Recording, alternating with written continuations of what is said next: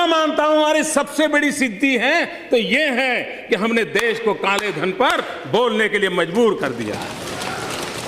3 साल तक हमने एसआईटी नहीं बनाई, सुप्रीम कोर्ट के कहने के बावजूद भी नहीं बनाई। नई सरकार बनने के बाद पहली कैबिनेट मीटिंग में पहला निर्णय किया काले धन के लिए एसआईटी। मैं श्रीमान अरुण जेटली जी को बधाई देता हूं। स्विट्जरलैंड गवर्नमेंट को महत्वपूर्ण जानकारियां हमें एक्सचेंज करने के लिए उनको राजी कर लिया। G20 समिट में आप भी जाते थे, हम तो पहली बार गए। हमारे लिए तो कईयों के चेहरे भी पहली बार देखने का अवसर आया था। हमने G20 का क्या उपयोग किया? ब्लैक मनी, ड्रग ट्रैफिकिंग, इसके खिलाफ G20 ने जिम्मेवारी के साथ कदम उठाना चाहिए और उसमें हम सहयोग करेंगे और काले धन को रोकने के लिए हम एक दूसरे के साथ सहयोग करेंगे। हम मिलकर के जिसको दबाव डालना है डालेंगे। इसका निर्णय G20 समिट में करवाया और इस रास्ते से हम भटकने वाले भी नहीं हैं, हटने वाले भी नहीं हैं और कोई इससे बचेगा नहीं। मैं आपको कह के रखता हूं, हम वादा करके आए और इसलिए उसके संबंध में सरकार की इच्छा शक्ति चाहिए, हमारी है। सरकार के प्रयास होने चाहिए, हम कर रहे हैं और अंतिम विजय प्राप्त करने तक हम करते रहेंगे। ये मैं इस सदन को विश्वास देता हूं। कोयले का आवंटन, कोल ब्लॉक्स, जब सीएजी ने रिपोर्ट दी तो लिखने वालों को भी लगता है कि इतना तो नहीं हो सकता यार। पहले कभी 600 करोड़ के भ्रष्टाचार का सुना है, 500 करोड़ के भ्रष्टाचार का सुना है, लेकिन 1,86,000 करोड़ तो देश भी चौंक गया था। राजनीति में बोलने के लिए काम तो आता था, लेकिन फिर भी मन में होता था नहीं यार 1,86,000 करोड़ तो कैसे हो सकता है। लेकिन अब जब कोयले का आवंटन हुआ, 204 माइंस सुप्रीम कोर्ट ने रद्द कर दी। अभी तक तो 18 या 19 को का ऑक्शन हुआ है और उसमें करीब 1 लाख से ज्यादा करोड़ रुपए ऑलरेडी आ चुके हैं। अगर यही 204 जब हो जाएगी तो सीएजी ने जो सोचा था उससे भी बड़ी आय इस ऑक्शन में से आने वाली है। और ये सीधा सीधा उदाहरण है कि भ्रष्टाचार मुक्त व्यवस्थाएं विकसित की जा सकती हैं। हमारे देश में राजनीतिक कारणों से संप्रदाय का जहर घुलता चला जा रहा है। 27 अक्टूबर 2013 मैं पटना में था, गांधी मैदान में था। बम धमाके हो रहे थे, निर्दोष लोग मौत के घाट उतारे गए थे, लाखों की जनमेदनी थी। उस समय मेरा जो भाषण है और उसमें मैंने कहा था कि मैं कहना चाहता हूं, मैं पूछना चाहता हूं कि बताइए हिंदुओं को किसके साथ लड़ना है? क्या मुसलमान के साथ लड़ना है कि गरीबी के साथ लड़ना है? मैं मुसलमानों को पूछता था क्या आपको हिंदुओं को साथ लड़ना है कि गरीबी के खिलाफ लड़ना है? और मैंने कहा था आइए, बहुत लड़ लिया, हिंदू मुसलमान एक होकर के हम गरीबी के खिलाफ लड़ाएंगे। विविधता में एकता, यही हमारे देश की पहचान है, ये हमारी ताकत है। हमारा जो संविधान बना है वो हमारे भारत के सामान्य मानवी की आशा आकांक्षाओं की प्रतिबिंबित करने वाला संविधान है और इस संविधान के मर्यादा में रह करके देश चल सकता है। किसी को भी संप्रदाय के आधार पर किसी के साथ डिस्क्रिमिनेशन करने का अधिकार नहीं होता है। मेरी सरकार का एक ही धर्म है, मेरी सरकार का एक ही धर्म है, इंडिया फर्स्ट। मेरी सरकार का एक ही धर्म है, भारत का संविधान।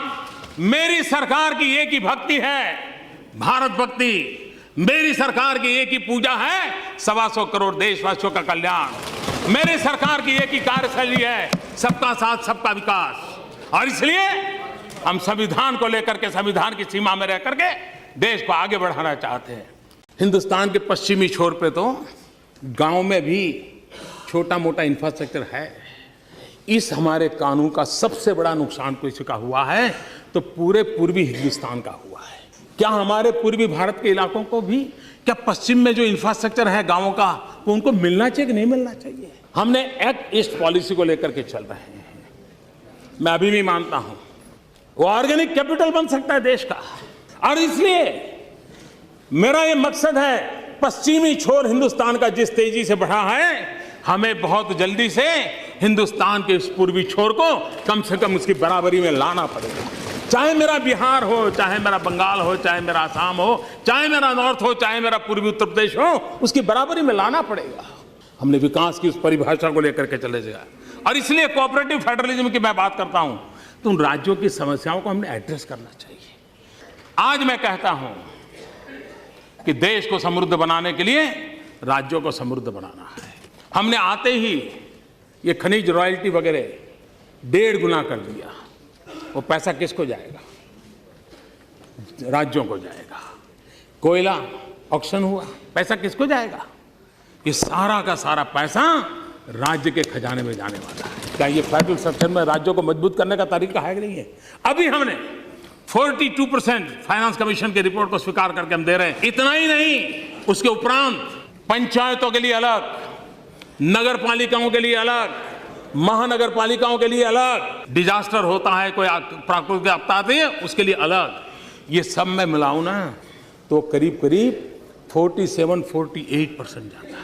और आजादी के बाद पहली बार हिंदुस्तान के राज्यों के पास जो खजाना है और भारत सरकार के पास खजाना है, उस पूरे खजाने का टोटल लगाया जाए और हिसाब लगाएंगे तो निकलेगा 62% खजाना राज्यों के पास है, 38% खजाना भारत सरकार के पास। हमारा मानना है कि राज्यों को हमने ताकतवर बनाना चाहिए, राज्यों को विकास के लिए अवसर देना चाहिए, और उस काम को हम कर रहे हैं, और राजनीति से परे होकर के कर रहे हैं। झंडे के रंग देख करके देश की प्रगति के निर्णय नहीं होते। हमें तो अगर झंडे का रंग दिखता है तो सिर्फ तिरंगा दिखता है, और कोई रंग दिखता नहीं। मैं अभी भी समझ नहीं पाता था बचपन से कि जेरोक्स का जमाना आया, फिर भी मुझे अपना सर्टिफिकेट को सर्टिफाई कराने के लिए किसी गेजेटेड ऑफिसर के पास जाना पड़ता था, किसी एमएलए के घर के बाहर कतार में खड़ा रहना पड़ता था, किसी एमपी के घर के बाहर कतार में खड़ा रहना पड़ता था।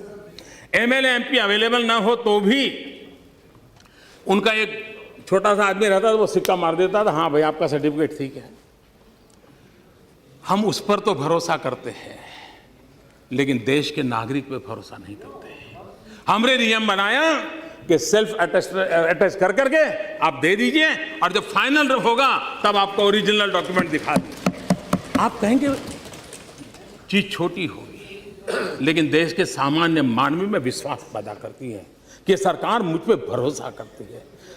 हमारे यहाँ एक एक काम में 30-30, 40-40 पेज के फॉर्म भरा करते थे।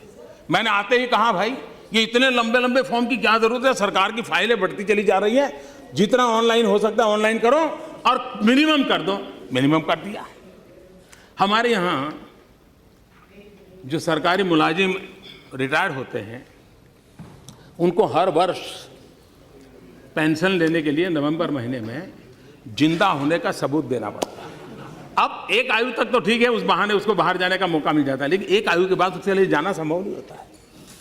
हमने टेक्नोलॉजी का उपयोग करते हुए अपने घर में बैठ करके भी वो अपने जिंदा होने की बात पुरवार कर सकता है, उसका पेंशन पहुंच जाए, उसका पूरा मैकेनिज्म बना दिया। क्या ये हमारे गरीब पेंशनर का सम्मान नहीं? आपको लगेगा इतना बड़ा देश है, मोदी छोटी छोटी बातें करते हैं। मुसीबतों की जड़ ही तो छोटी छोटी होती है। हमने सॉइल हेल्थ कार्ड की बात कही है।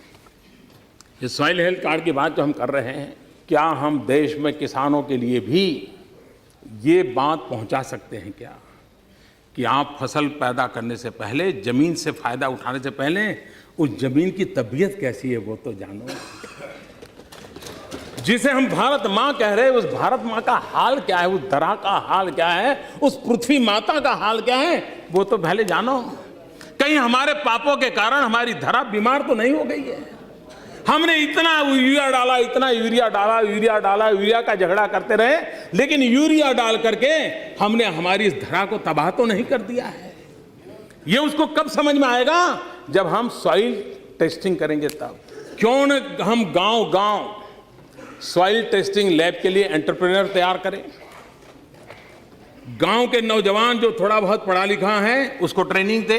करीब 4-5 महीना महत्वपूर्ण समय स्कूल की लैब खाली पड़ी होती है। हमने कहा उन 10वीं 12 के विद्यार्थियों को भी सॉइल टेस्टिंग कोई बहुत बड़ी टेक्नोलॉजी नहीं, आराम से किया जा सकता है, उनको ट्रेनिंग दो और स्कूलों के अंदर वैकेशन के अंदर सॉइल टेस्टिंग की लैब के रूप में उसको कन्वर्ट कीजिए।